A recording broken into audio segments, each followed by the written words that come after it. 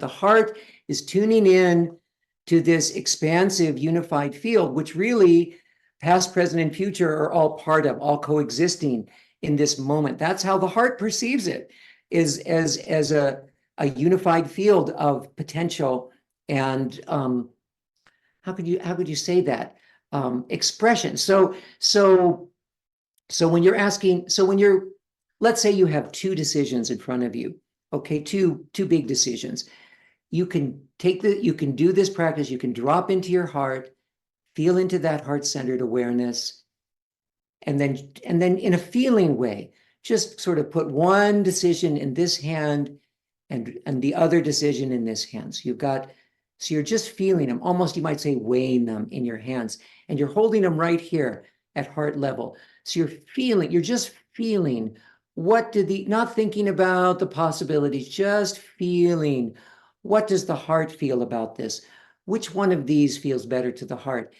And almost every time, one way is going to feel a lot better. You don't know why. You can't, because you can't, the mind cannot possibly imagine all the things, all the intuitive awareness that the heart is connected to. It's not just taking the past and projecting it, it's actually feeling into the unified field, which is also containing the future possibilities, and feeling this is better.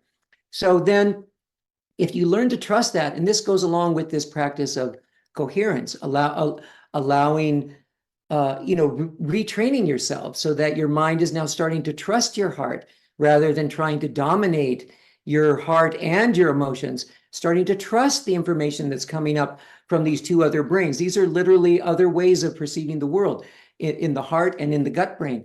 And so then actually the intellect is so relieved, because now once you trust it, once you learn to trust it, and you have to try it a few times and see that it works out, then you learn to trust it. Once you learn to trust it, then the intellect is so relieved because the intellect is great at filling in details. It's great at figuring out how to do things once someone gives it a direction. So, but finding the direction, that's what gives it anxiety. So if the heart says, here's the direction, I'll be the rudder, then the intellect can do everything it needs to do to make that happen, to fill in all the details. And it does that very happily because it's so good at that, just this simple practice has reduced the stress in my life to very, very little. I can't, not to say that, like the other day when my website crashed, I'm like, okay, I did get a little jolt of fear in the first moment. I'm like, oh no, but I've learned that, if I trust this heart-centered awareness, that I'm going to find a way through that, right?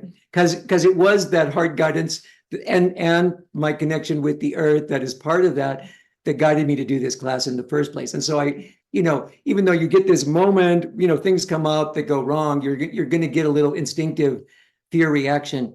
You can quite easily overcome that and not like start spinning out and, melting down, right?